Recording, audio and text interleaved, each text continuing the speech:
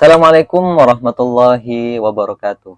Teman-teman, kembali lagi di Ruang Pulih. Semoga kalian semua dalam keadaan sehat dan juga cita-cita kalian dipermudah jalannya oleh Tuhan. Amin ya rabbal alamin.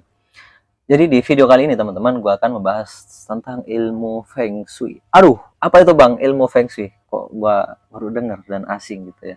Jadi ini adalah ilmu yang dipercaya oleh orang-orang Tiongkok pada abad ke-16 dan sampai sekarang masih dipakai oleh orang-orang Cindo yang ada di Indonesia gitu ya.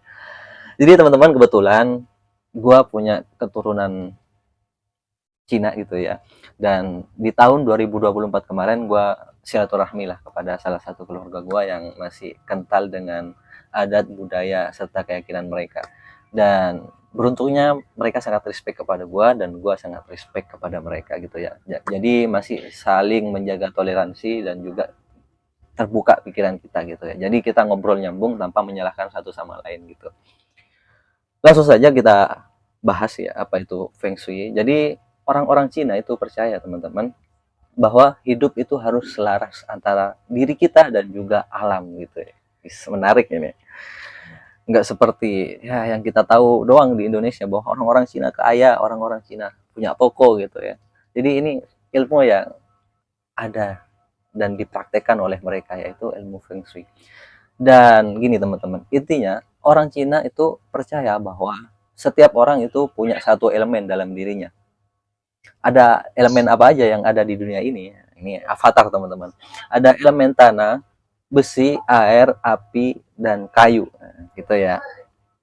Nah, kebetulan teman-teman, gue adalah seorang yang suka sekali dengan sains dan psikologi gitu ya. Dari dulu udah sering belajar ini dan tertarik gitu ya. Dan juga gue sudah ambil sertifikasi tentang ilmu otak. Jadi kalian dengerin gue nggak salah karena gue sudah punya hak untuk menyampaikan kekayaan intelektual ini gitu ya. Nah, orang Cina percaya orang bertipe tanah itu sama dengan orang otak kiri, teman-teman, limbik kiri. Orang bertipe besi itu sama dengan otak yang aktif di neokortek kiri. Nah, itu. Orang bertipe air itu sama dengan orang yang aktif otak tengah, dan orang yang bertipe kayu itu sama dengan orang yang aktif otak neokortek kanan, dan orang bertipe api itu sama dengan otak limbik kanan gitu teman-teman.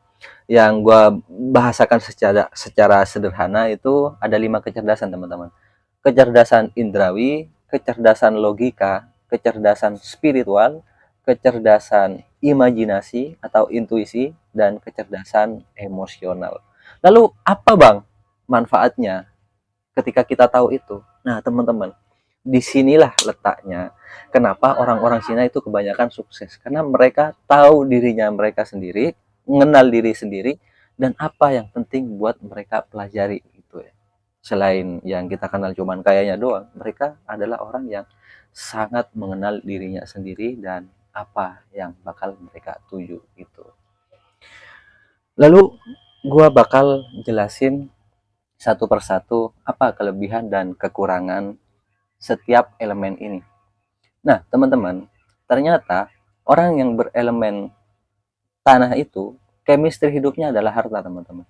Dan kecerdasan indrawinya itu kepake karena ia sangat mudah menghafal, sangat tahu mana yang bagus, sangat peka terhadap lingkungan, dan juga ia gampang beradaptasi gitu, teman-teman. Jadi kelebihannya itu, teman-teman. Nah, terus kelebihan orang bertipe besi apa, Bang? Nah, karena disebut kecerdasan logika. Nah, orang-orang yang bertipe besi ini adalah orang yang sangat mengandalkan logika ya. Dia pandai menghitung, menganalisa, dan memanage sesuatu, teman-teman. Itu kelebihan orang bertipe besi. Terus yang bertipe air, apa kelebihannya, Bang? Karena disebut kecerdasan spiritual, orang-orang yang bertipe air ini sangat orang yang sangat simpel, mengalir kemana-mana, teman-teman.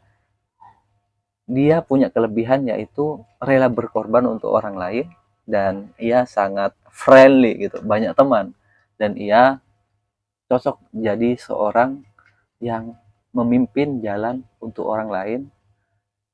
Ya intinya ini adalah orang-orang yang cocok untuk mendamaikan gitu ya teman-teman. Terus masuk di elemen kayu, kecerdasan imajinasi gitu ya. Nah, kecerdasan imajinasi ini kita tahu bahwa hal-hal yang baru di dunia ini kebanyakan adalah orang-orang yang otak kanannya aktif. Mereka mampu menciptakan sesuatu yang baru, teman-teman. Mereka yang disebut dengan inovator. Dan yang terakhir yaitu kecerdasan emosional gitu ya, teman-teman. Orang-orang seperti ini adalah orang-orang yang punya kelebihan di jiwanya gitu ya, untuk menjadi pemimpin, untuk mencetak orang sukses, untuk memotivasi orang lain. Ini sangat cocok gitu ya, teman-teman. Lalu bagaimana caranya untuk kita tahu mengenal apa elemen yang ada dalam diri kita? Silahkan teman-teman konsultasi langsung kepada saya biar enak ya. Karena kalau dijelaskan di sini kepanjangan dan Anda bosen gitu ya. Dan itulah teman-teman ilmu yang gue dapat di keluarga gue ya, yaitu ilmu Feng Shui yang nggak banyak orang tahu gitu.